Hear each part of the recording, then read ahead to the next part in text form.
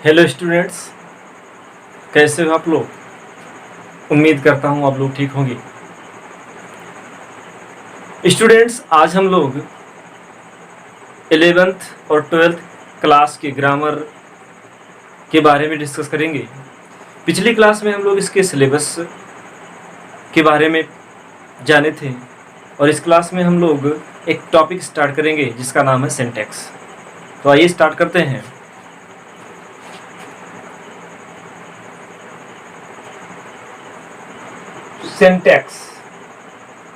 Syntax ये आपके exam में 2 मार्क्स का आता है। 2 marks.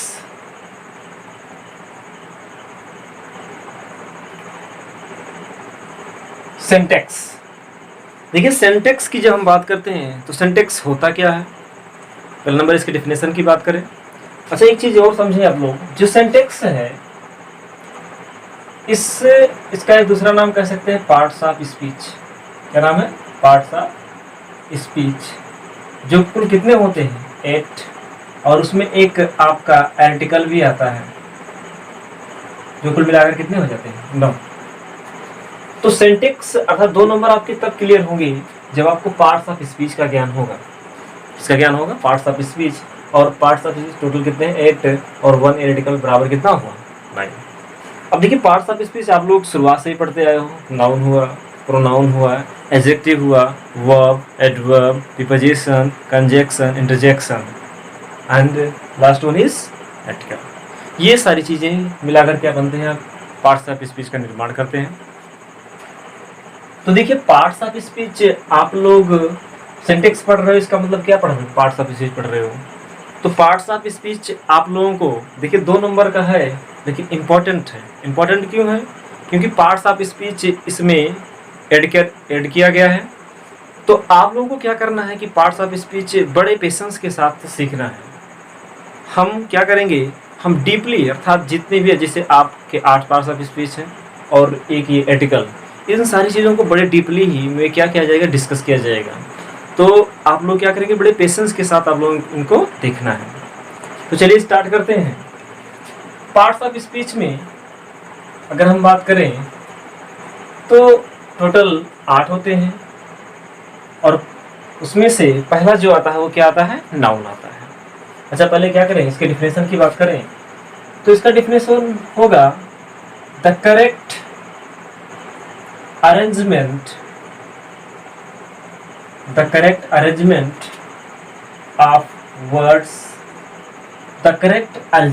of words in a sentence is called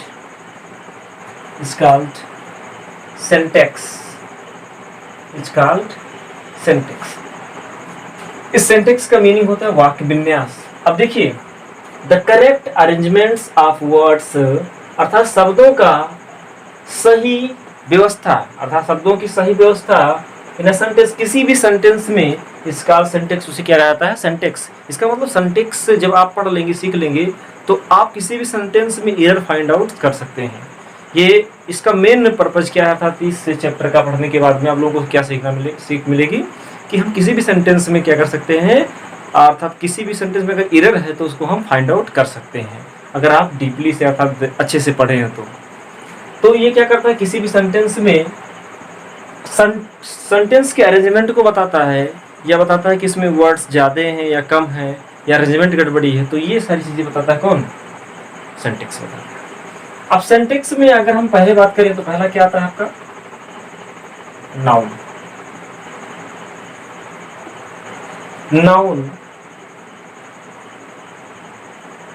और नाउन बराबर किसके? नेम। अच्छा, नाउन आज तक आप लोग पढ़ते आए हो, नाउन आप लोअर क्लास से ही पढ़ते आए हो। देखिए एक एक आपको छोटी छोटी चीज़ें बताई जाएंगी, अभी शुरुआत में छोटी छोटी चीज़ें बताई जाएंगी। तो ऐसा नहीं है कि आप लोगों को सिलेबस से अलग किया जा रहा है, आपको पहले छोटी छोटी चीज़ें सीखने हैं, फिर उसके बाद में हम लोग टॉपिक पर आएंगे। टॉपिक चल रहा है विशेष। तो नाउन बराबर क्या है? नेम के। इसका मतलब ये है कि जिसका नाम है वही क्या है? नाउन है। जिसका नाम है वही क्या है? नाउन है। इसका मतलब ऐसी कोई वर्ड में अर्थात पूरे ब्रह्मांड में ऐसे कह सकते हो कोई भी ऐसी चीज नहीं जिसका नाम ना हो, अर्थात जो चीज है उसका अपना कोई बेसिकली नाम है, तो उसे क्या बोला जाएगा? नाउन। जैसे मेरे हाथ में क्या है? मार्कर है, तो ये क्या हुआ? अपने आप में इसको हम मार्कर कहकर पुकारते हैं, तो ये क्या हुआ? नाउन हुआ। ये क्या है? ये बोर्ड है, तो ये क्या हुआ? इसे हम बोर्ड कहकर पुकारते हैं, क्या हुआ? नाउन हुआ। ये ऊपर क्या है? ट्यूबलाइट है, अर्थात कह सकते हो बल्ब है, तो ये भी अपने आप में क्या है? नाउन है। फैन चल रहा है, ये भी क्या अपने आप में नाउन है। तो इसका बेसिकली इसका मीनिंग क्या हुआ कि जो भी नाम अर्थात जिसका भी नाम वही क्या है? नाउन है। तो नाउन इक्वल्स टू नेम। ये बात समझ में आई आप लोगों को? तो अगर इसका डिफिनेशन लिखना हो तो डिफिनेशन लिखना बहुत आसान हो जाता है, और इसका डिफिनेशन हम कह सकते हैं every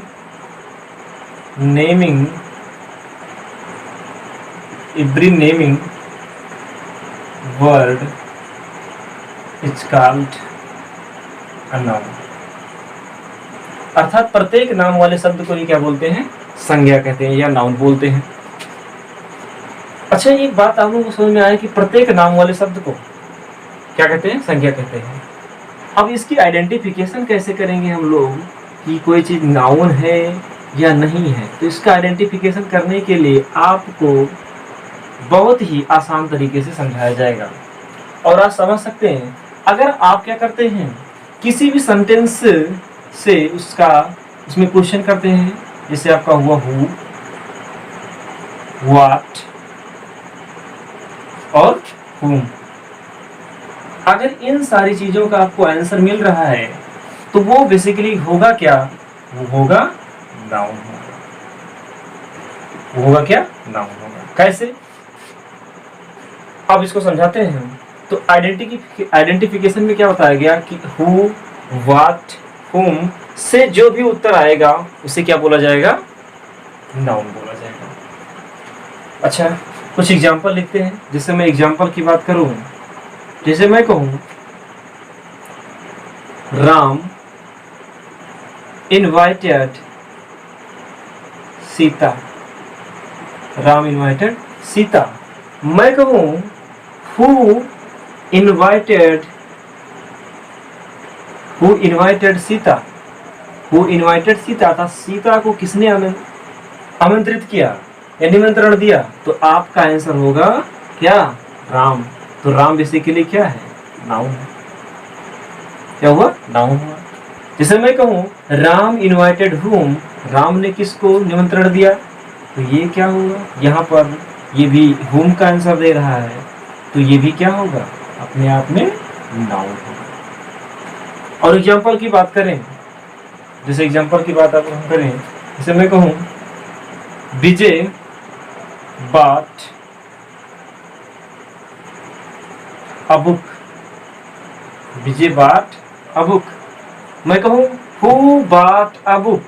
who bought a book, तो ये क्या कर रहा है? who bought a book, अर्थात पुस्तक किसने खरीदी? तो आंसर क्या आया? विजय। तो विजय अपने आप में क्या है? नाउन है। मैं कहूं विजय bought what। Vijay bought what, तो ये भी what का आंसर दे रहा है, तो बेसिकली क्या होगा? ये भी अपने आप में क्या हुआ? नाउन होगा। समझ में आया ना? तो हु, व्हाट, whom जिसका भी आंसर अगर आपको मिल रहा है तो वो क्या होगा? नाउन होगा। और एग्जांपल की बात अगर हम करें,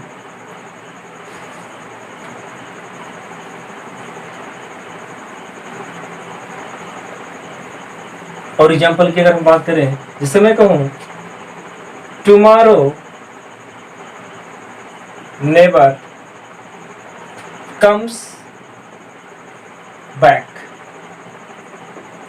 टुमारो नेवर कम्स बैक, तो मैं कहूं व्हाट नेवर कम्स बैक, अर्थात जो कल है वो कभी भी नहीं आता है। तो मैं कहूं कभी क्या नहीं आता है, अर्थात कभी क्या नहीं आता है, तो क्या का जवाब क्या दे रहा है? टुमारो।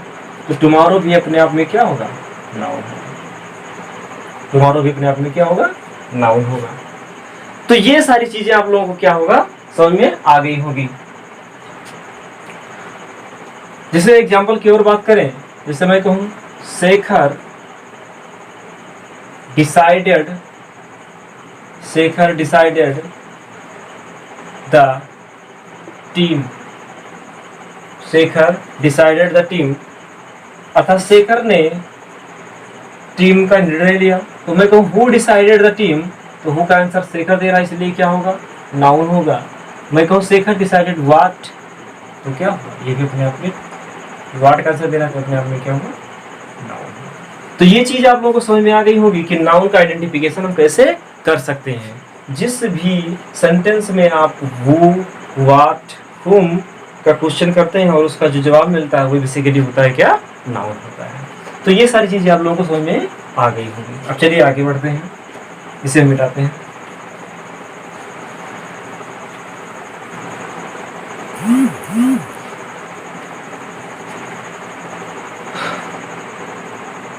अब नाउन के काइंड्स की बात करें तो आप लिख सकते हैं there are 5 kinds of nouns on the basis of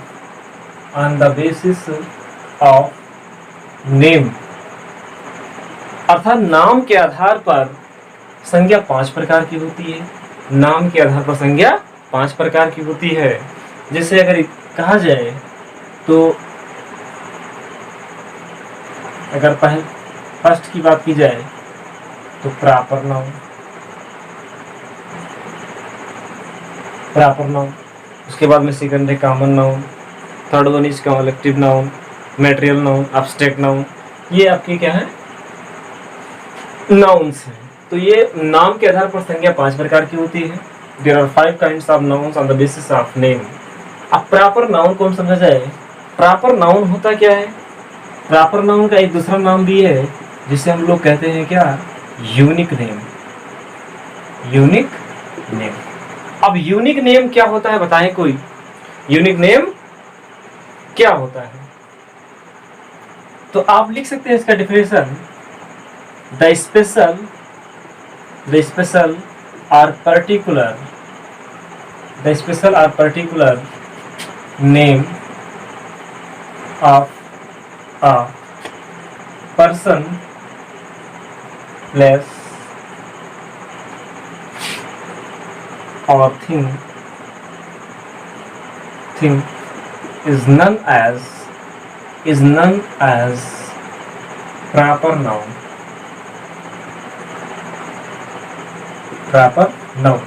क्या बोला गया, द स्पेशल और particular name of a person, place और thing is known as proper noun. अब देखिए इसमें जो वर्ड्स आए हैं ये अपने आप में बहुत इंपॉर्टेंट है। यूनिक का मतलब क्या होता है, यूनिक का मतलब ये है कि जिसके समान कोई दूसरा ना हो। जैसे मैं कहूँ इंडिया, तो इंडिया बाकी सब कंट्री से क्या है, यूनिक है। मैं कहूँ अमेरिका, तो अमेरिका भी क्या है, सारी कंट्री से अलग है।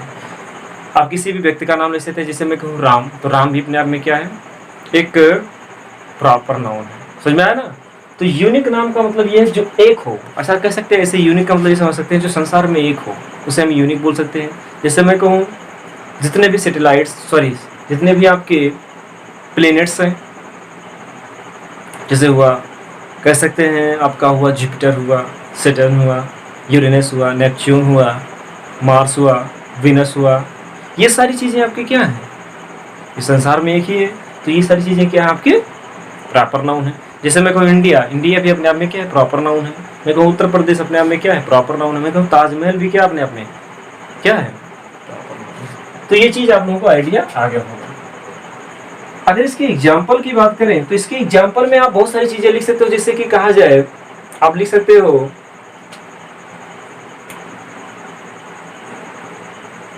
माउंट आबू, अकबर,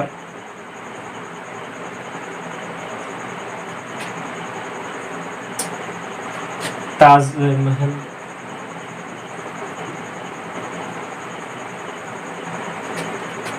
राजधानी एक्सप्रेस,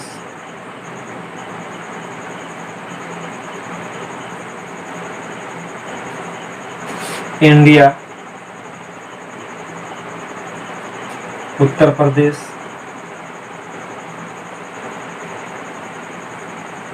एक्सेट्रा, बहुत सारी चीजें हैं। तो ये सब क्या यूनिक नेम है। यूनिक नेम का मतलब वो किसी से मैच नहीं हो रही है, मैचलेस है। मैचलेस का मतलब अद्वितीय है। अद्वितीय जो होता है जो किसी से मैच नहीं करता है। और इसमें कुछ और पॉइंट्स है जो आप लोगों को ध्यान में रखना है। पॉइंट्स क्या है, जैसे नोट लगा कर भी लिख सकते हैं या स्टार करके भी लिख सकते हैं। इसमें आप लोगों को करना है क्या, दिमाग में रखना है कि proper noun of a person,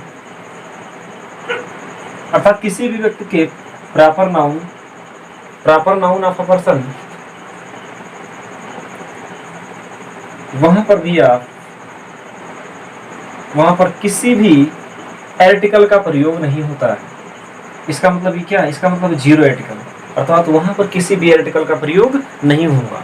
proper noun of person, अर्थात प्रॉपर नाउन ऑफ पर्सन, अर्थात कोई भी यूनिक पर्सन है तो उससे पहले भी क्या होगा, आपका जीरो आर्टिकल रहेगा। समझ में आया ना। और पॉइंट भी लिख सकते हैं, जैसे मैं कहूँ पॉइंट दूसरा क्या है, दूसरा पॉइंट आपका हो सकता है proper noun should always begin with a capital letter, अर्थात जो प्रॉपर नाउन है उसकी जो शुरुआत होनी चाहिए वो कैपिटल लेटर, अर्थात कैपिटल लेटर को एक और नाम से जानते हैं जिसे आप लोग नोट डाउन कर सकते हैं। इसे हम लोग अपर लेटर भी कहते हैं। क्या बोलते हैं, अपर लेटर। और स्मॉल लेटर को हम लोअर लेटर बोलते हैं या लोअर केस भी बोलते हैं। अपर केस या अपर लेटर ना कहकर अपर केस और उसे लोअर केस बोलते हैं। तो ये सारी चीजें आप लोगों को दिमाग में रखनी है। तो क्या आप सीखिए कि जो प्रॉपर नाउन होता है बेसिकली यूनिक नेम होता है। यूनिक नेम का मतलब ये है जो किसी से मैच ना हो। द स्पेशल और particular name of person, place और thing is known as proper noun. Mount Abu, Akbar, Taj Mahal, Rajdhani express etcetera. Proper noun से पहले भी किसी भी आर्टिकल का प्रयोग नहीं होता है, वो बेसिकली पर्सन हो। पर्सन क्यों यहाँ पर ये क्यों लिखा गया, इससे पहले रीजन है क्योंकि आप ताजमहल लिखते हो तो क्या लिखते हो, द ताजमहल लिखते हो, तो यहाँ पर बेसिकली पर्सन से पहले आर्टिकल का प्रयोग नहीं करना है। Proper noun should always begin with the capital letter. जो प्रॉपर नाउन है उसकी शुरुआत जो होनी चाहिए कैपिटल लेटर से होनी चाहिए। ये सारी चीजें आप लोगों को ध्यान में रखना है। अब इसे हम इरेज करते हैं और हम लोग नेक्स्ट नाउन के बारे में डिस्कस करेंगे।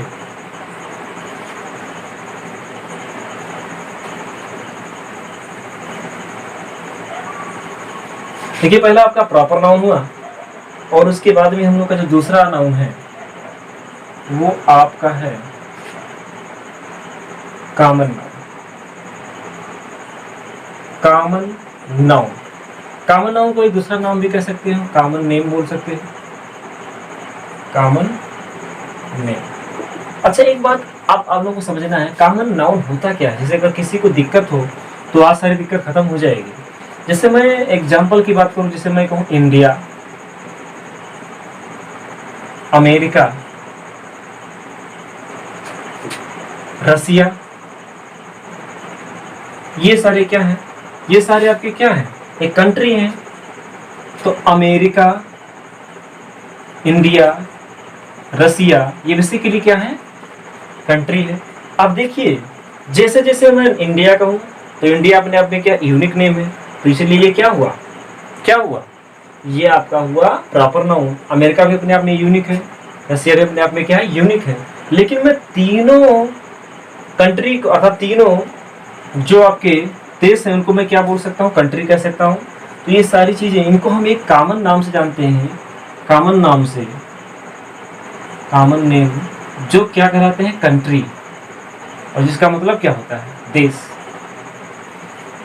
तो ये भी एक देश है, ये भी एक देश है, ये भी एक देश है। तो देखिए ये निष्कर्ष निकला कि कोई भी ऐसा चीज बोलिए जो सब पर लागू हो, जो सब पर लागू हो। जैसे मैं कहूं अगर दूसरे एग्जांपल की बात करें, जैसे अगर कहा जाए गंगा, यमुना, सरस्वती, ये सारी क्या है, ये सारी रिवर है। गंगा भी अपने आप में नदी है, यमुना भी अपने आप में नदी है, सरस्वती भी अपने आप में एक नदी है। लेकिन ये तीनों बेसिकली हैं क्या, तो तीनों बेसिकली नदी। हम इनको एक नाम से कहकर पुकार सकते हैं, क्या, गंगा नदी है, यमुना नदी है, सरस्वती नदी है। तो इसमें कुछ कॉमन होता है, उसी को क्या बोल दिया गया, कॉमन नाउन बोला गया। समझ में आया ना? पहले नाउन तो समझ में आया कि नाउन में सब कुछ क्या है, सब कुछ नाउन ही है। नाउन भी अपने आप में क्या है, नाउन है। और बेसिकली उसके काइंड्स जो है, पहला बोला गया प्रॉपर नाउन, दूसरा कॉमन नाउन। तो कॉमन नाउन का मतलब क्या है, कॉमन नेम। जैसे इरेज करते हैं। अगर इसकी डेफिनेशन की बात की जाए तो आप लोग इसे नोट डाउन कर सकते हैं। The common name to show many persons or things, the common name to so many persons or things is known as common noun. common noun. तो ये सारे क्या है आपके कॉमन नाउन है। The common name to so many persons or things is known as common noun. Example की अगर हम बात करें तो एग्जाम्पल में आप बहुत सारी चीजें लिख सकते हैं। जैसे मैं कहूं ड्रेस हुआ आपका, ड्रेस, पार्क, पिजन, बर्ड, और क्या है, ड्रेस, पार्क, पिजन, बर्ड, और मैं नाम ले सकता हूँ कंट्री, रिवर, पेन, एक्सेट्रा। बहुत सारी चीजें हैं जिनको आप नाम ले सकते हो। अच्छा, ये क्यों कॉमन नाउन हुआ तो आप समझ सकते हो। पेन की जब हम बात करते हैं तो पेन बेसिकली मार्केट में बहुत सारे ब्रांड्स के पेन हैं। आपका नटराज हुआ, इल्कास हुआ, सिलोग्रीपर हुआ, बहुत सारे पेन हैं। तो ये सब क्या बेसिकली कॉमन नाउन है। तो ये चीज समझ में आया ना? और इसमें जो पॉइंट्स आप लिख सकते हो, इसका जो पॉइंट है आप लिख सकते हो, इनिशियल letter should begin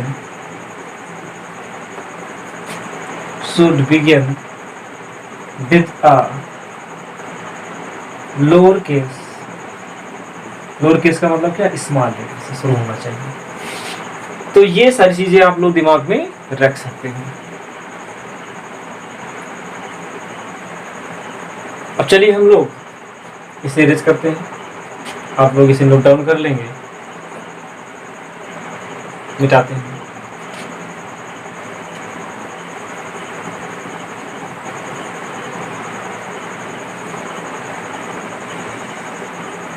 अब देखिए थर्ड वन, जो आपका थर्ड नाउन है वो क्या है, आपका कलेक्टिव नाउन है। Collective noun.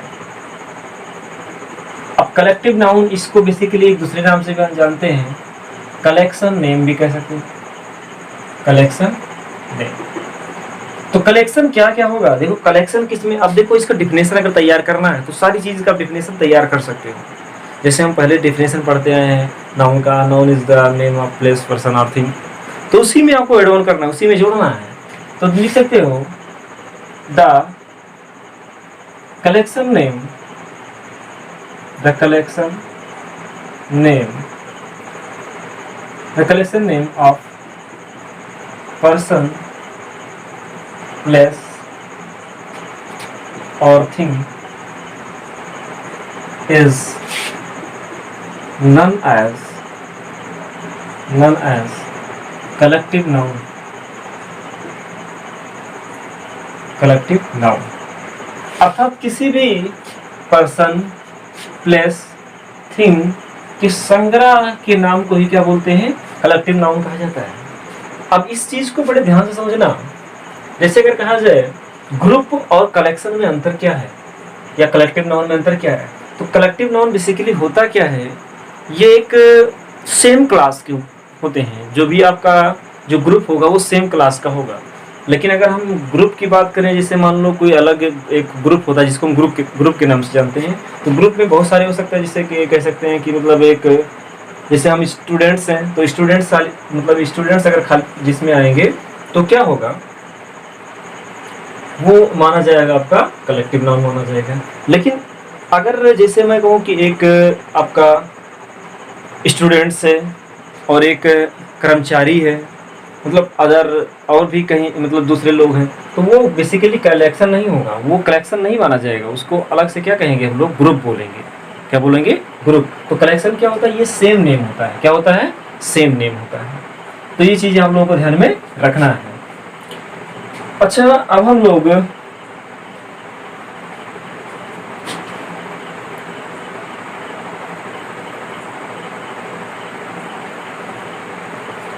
तो ये चीजें आप लोगों को समझ में आएगी। The collection name of person, place और thing is known as collective noun. Example की बात करें, जैसे एग्जांपल में लिख सकते हो, बेबी ऑफ गर्ल्स,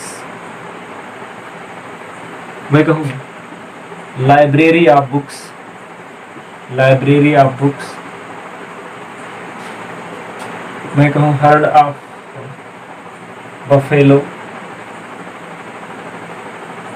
मैं कहूँ congregation, congregation of nuns, congregation of nuns, flight of stairs, flight of stairs, बहुत सारे हैं। तो ये सब आप लोगों को ध्यान रखना है। तो इसमें कहा जाए कि कलेक्टिव नाउन हो क्या है, बेबी है, लाइब्रेरी है, हर्ड है, कॉन्ग्रीगेशन है, फ्लाइट है। समझ में आया ना? तो ये सब क्या है? कलेक्टिव नाउन है। CN लिख सकते हैं। ये सब क्या है? कलेक्टिव नाउन है।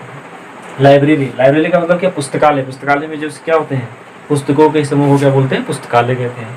तो ये समूह है, तो समूह किसका है? सेम सेम चीज का है। अर्थात किसी एक चीज का समूह हो तो उसी को क्या बोला जाएगा? उसी को कलेक्टिव नाउन कहेंगे।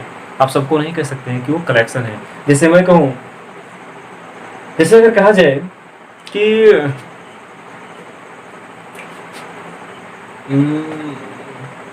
बहुत सारे एग्जाम्पल्स हैं, आप देख सकते हो। इसे अब हम मिटाते हैं, आप लोग इसे नोट डाउन कर लेंगे।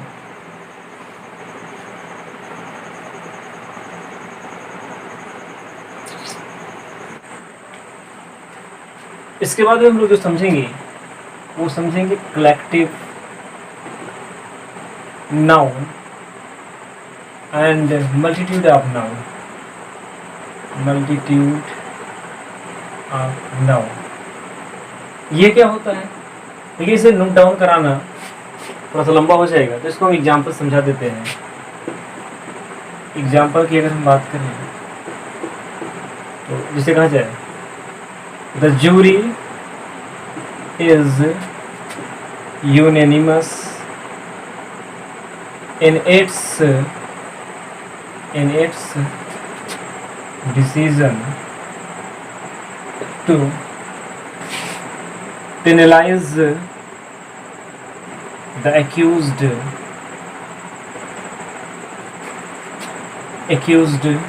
ऐसे क्या बोलेंगे? Collective noun, collective noun.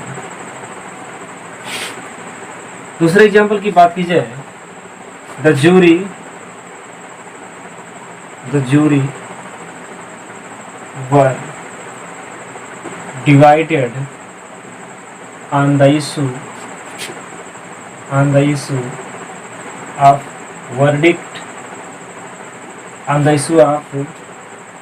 verdict to be given to the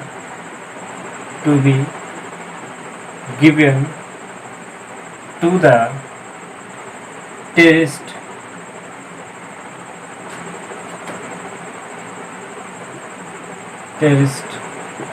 यहाँ पर क्या है? Noun of multitude, multitude of noun, यहाँ पर मल्टीट्यूड ऑफ नाउन, मल्टीट्यूड। अब इसको समझिए, ये पॉइंट लिखा गया, इसको बड़े ध्यान समझिए। कहा गया collective noun and multitude of noun. इसको समझना कैसे, अब इसे कैसे पता पाएंगे कि ये कलेक्टिव नाउन है और ये noun and noun of multitude है या मल्टीट्यूड ऑफ नाउन है। तो देखिए ये जूरी है, जूरी भी बेसिकली क्या होता है, इसे हम बोलते हैं 5 मेंबर्स ऑफ पार्लियामेंट कह सकते हैं। हाँ, तो ये द जूरी का मतलब क्या, 5 सदस्यीय समूह, अर्थात इसमें 5 जैसे 5 जो लोगों का समूह होता है जो न्याय देती है, उसे क्या बोलते हैं, जूरी। अब कहा गया jury, the jury is unanimous, अर्थात जो जूरी का है वो मत एक मत है इन इट्स डिसीजन, अर्थात अपने निर्णय में, टू पेनलाइज अर्थात दंड देने में, द एक्यूज्ड उस अपराधी को। तो जितने भी जूरी अर्थात जो यहाँ पर कलेक्टिव नाउन है, उन सब का मीनिंग जो है वो क्या है, सब एक सामूहिक रूप से काम कर रहे हैं, अर्थात कलेक्टिवली, जिनमें सभी का ओपिनियन क्या है, सेम है। तो यहाँ पर ये क्या हुआ, इसीलिए इसे क्या बोला गया, कलेक्टिव नाउन। तो आप कुछ ऐसा देखिए, अगर कलेक्टिव नाउन है और उसका ओपिनियन सबका सेम है तो उसे हम क्या बोलेंगे, कलेक्टिव नाउन बोलेंगे। बात समझ में आई? कि जूरी जो है अर्थात जो 5 लोग हैं, उन सभी 5 लोगों का मत एक ही है कि उस अपराधी को क्या कर दिया जाए, दंड दे दिया जाए। इसका मतलब समझ में आया ना, इन सब का मतलब एक ही है, तो इसीलिए क्या बोला गया, इसे कलेक्टिव नाउन बोला गया। लेकिन अगर मान लो जूरी ही क्या हो जाए, सब का मत अलग अलग हो जाए, जैसे कहा गया द जूरी वर डिवाइडेड, अर्थात जूरी को बांट दिया गया, द जूरी वर डिवाइडेड, अर्थात जूरी को क्या कर दिया गया, बांट दिया गया। द जूरी वर डिवाइडेड, अर्थात जूरी को बांट दिया गया on the issue of verdict, अर्थात न्याय के मुद्दे पर, to be given to the terrorist, अर्थात आतंकवादियों को दिए जाने के लिए। अर्थात इसका मतलब ये हुआ कि जैसे 5 सदस्य हैं और 5 सदस्य का मीनिंग अर्थात जो कह सकते हैं, उनको दे दिया गया कि आप अपने मत से अपना क्या कर दीजिए, निर्णय सुनाइए। तो इन सब का यहाँ पर क्या है, जो 5 सदस्य हैं उनका सबका मीन अर्थात जो डिसीजन है वो अलग अलग, इसीलिए क्या बोला गया, मल्टीट्यूड ऑफ नाउन। और इसमें समझना क्या है कि जब अगर कोई भी कलेक्टिव नाउन है, कोई भी कलेक्टिव नाउन, इसको पॉइंट करके ऐसे कर सकते हैं कि अगर कोई भी कलेक्टिव नाउन है जिसका यूज हो रहा है किस तरीके से, जिसका यूज हो रहा है कलेक्टिव नाउन की तरह, कलेक्टिव नाउन की तरह, तो उसके साथ में जो सब्जेक्ट होगा उसके साथ में हम यूज करेंगे singular helping verb, singular helping verb. लेकिन इसमें और दूसरा पॉइंट क्या है कि अगर वो कलेक्टिव नाउन है और उसके साथ यूज हो रहा है मल्टीट्यूड ऑफ नाउन, अगर यूज हो रहा है तो उस सब्जेक्ट के साथ में हम लोग लिखेंगे प्लूरल हेल्पिंग वर्ब। यही समझाना था, बस और कुछ नहीं। इंपॉर्टेंट पॉइंट यही है। अच्छा, ये पता कैसे चलेगा कि सिंगुलर है प्लूरल? पढ़ने के बाद में सेंटेंस आप जब पढ़ेंगे तो पता चलेगा कि वो सिंगुलर है या प्लूरल है। तो बात समझ में आई ना? यहाँ पर जूरी था तो जूरी के साथ में इसका मीनिंग एक था, तो इसीलिए यहाँ पर क्या हुआ, इज हुआ। लेकिन अगर जूरी यहाँ पर था डिवाइडेड, तो इसीलिए यहाँ पर क्या लिख दिया गया, वर्ब। समझ में आया ना? तो ये चीज आप लोगों को क्या करना है, दिमाग में रखना है। चलिए इसे मिटाते हैं, इसे आप लोग नोट डाउन कर लेंगे, ये बहुत इंपॉर्टेंट है।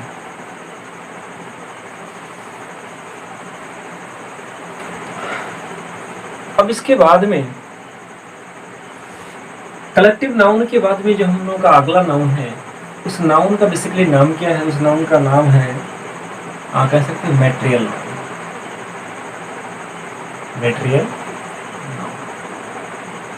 मैटेरियल नाउन, इसको आप दूसरे नाम से बोल सकते हो सब्सटेंस नेम। अर्थात कोई भी ऐसा नाम है जिससे दूसरी वस्तुएं बनाई जा सकती हैं, जो एक प्रकार से सब्सटेंस का नाम है, उसे क्या बोलते हैं, मैटेरियल नाउन बोलते हैं। तो इसे आप लिख सकते हो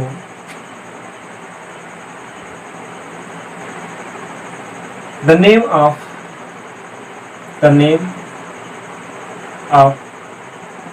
substance, the name of substance, bracket में लिख सकते हो that a thing is made of, the name of substance that a thing is made of it's called material noun. Material noun अर्थात जो मटेरियल नाउन होते हैं बेसिकली वो क्या होता है, सब्सटेंस के नाम होते हैं, पदार्थ के नाम होते हैं जिससे कोई दूसरे वस्तु बनाई जाती हैं, उसी को क्या बोला जाता है, मटेरियल नाउन कहा जाता है। अगर एग्जाम्पल की बात बोले तो एग्जाम्पल में जैसे हुआ steel, paper, sugar, plastic, iron, gold, silver, sand, milk, etcetera, बहुत सारी चीजें हैं। तो ये सब क्या है, आपके मटेरियल नाउन। क्या है, मटेरियल नाउन। अब इसमें जो पॉइंट स्टार देने वाले पॉइंट है उसको बड़े ध्यान से समझना। अर्थात मटेरियल नाउन से पहले, मटेरियल नाउन से पहले आर्टिकल ए ऑब्लिक एन का प्रयोग नहीं होता है। मटेरियल नाउन से पहले आर्टिकल ए ऑब्लिक एन का प्रयोग नहीं होता है। ये चीज आप लोगों को ध्यान में रखना है। समझ में आया ना, मटेरियल नाउन से पहले आर्टिकल ये ऑब्लिक एन का प्रयोग नहीं होता, आर्टिकल दा का प्रयोग हो सकता है। तो ये पॉइंट आप लोगों को समझ में आ गया होगा।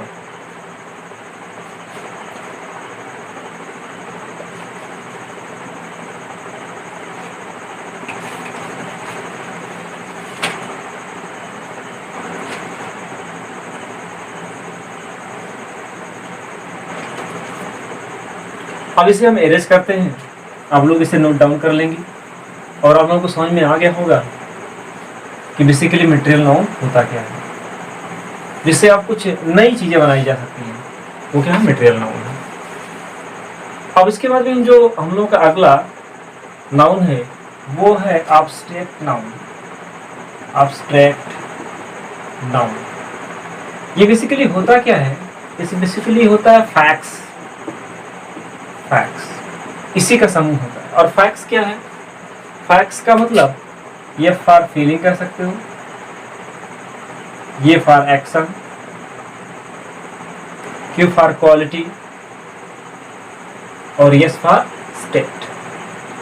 ये क्या है, ये फैक्ट्स एब्स्ट्रैक्ट नाउन होते हैं। अगर इसका डेफिनेशन तैयार करना होगा तो बड़े आसानी से लिख सकते हो, द नेम ऑफ, इसी को लिख दो, फीलिंग, एक्शन,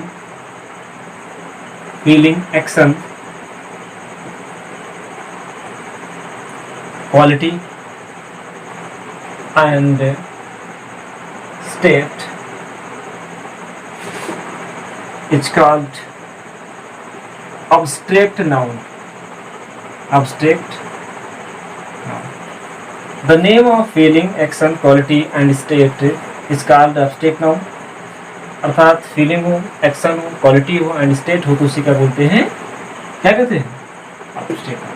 abstract noun इसको समझना है, ये फेल्ट ओनली होता है। फेल्ट ओनली का मतलब जिससे केवल महसूस कर सकते हो, ना देख सकते हो, ना सुन सकते हो। जैसे मैं कहूँ आप बहुत बहादुर हो तो बहादुर को देख सकते हो, महसूस कर सकते हो। Felt You can only feel. अगर हम एग्जाम्पल की बात करें तो एग्जाम्पल में इस तरह से आप लिख सकते हो, इसे आप लोग नोट डाउन करेंगे, मिटा देते हैं इसे। एग्जाम्पल में आप इस तरह से लिखेंगे, कॉलम बनाएंगे, फीलिंग, एक्शन, क्वालिटी, स्टेट। जब आप किसी को देखते हो तो फीलिंग जगता है। फीलिंग आपका अच्छा भी हो सकता है, बुरा भी हो सकता है। जैसे मैं कहूँ एक्शन हुआ, क्वालिटी हुआ, स्टेट। फीलिंग जैसे एक होता है लव का फीलिंग, लव। एक्शन में क्या हुआ, एक्शन बहुत सारे हो सकता है। जैसे मैं कहूँ लाफ्टर, ये भी आपका क्या है, एक्शन है। क्वालिटी कह सकता हूँ, ऑनेस्टी भी आपका एक क्या है, क्वालिटी है। State childhood, childhood. पिटी दया,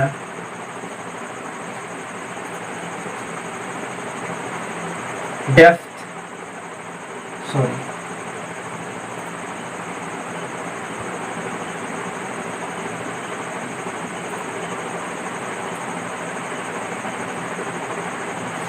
लाफ्टर है,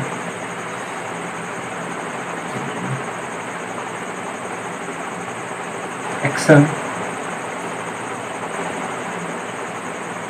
जैसे मैं कहूँ थेफ्ट, थेफ्ट हुआ। ऑनेस्टी, क्वालिटी क्या है, इसे क्वालिटी आप डेप्थ बोल सकते हो, डेप्थ भी कह सकते हो। चाइल्डहुड अर्थात स्टेट में आप ले सकते हो, फ्रीडम ले सकते हो,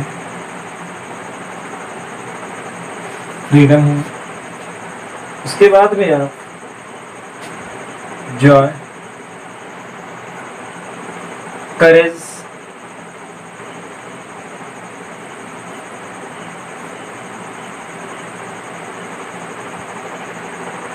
redemption,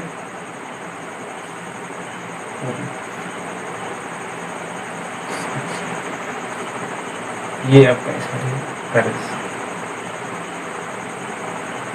fifth, redemption, redemption, freedom में आप ले सकते हो, अर्थात कह सकते हैं स्टेट में आप पॉवर्टी ले सकते हो। तो बेसिकली समझना क्या है, फीलिंग, फीलिंग आप लव भी हो सकता है, पिटी भी हो सकता है, दया, जॉय, खुशी का भी हो सकता है। एक्शन, एक्शन का मतलब जो एक्शन से बना हो, जो एक्ट से बना हुआ हो। लाफ्टर, देख के हंसते हो। थेफ्ट, चोरी करना भी एक्शन है। रिडेम्पशन का मतलब पाप से मुक्ति, ये भी अपना क्या एक्शन है। ऑनेस्टी, क्वालिटी है। डेप्थ, गहराई है। करेज, साहस, ये भी अपने आप में क्या क्वालिटी है। स्टेट, चाइल्डहुड अपने आप में क्या है, एक अवस्था है। फ्रीडम अपने आप में अवस्था है। पॉवर्टी, गरीबी अपने आप में क्या है, अवस्था है। ये फैक्ट्स जो होते हैं, जो फीलिंग्स और रास्ते में होते हैं, क्या बताते हैं, फैक्ट्स को बताते हैं। जी समझ में आ गई, जाते हैं।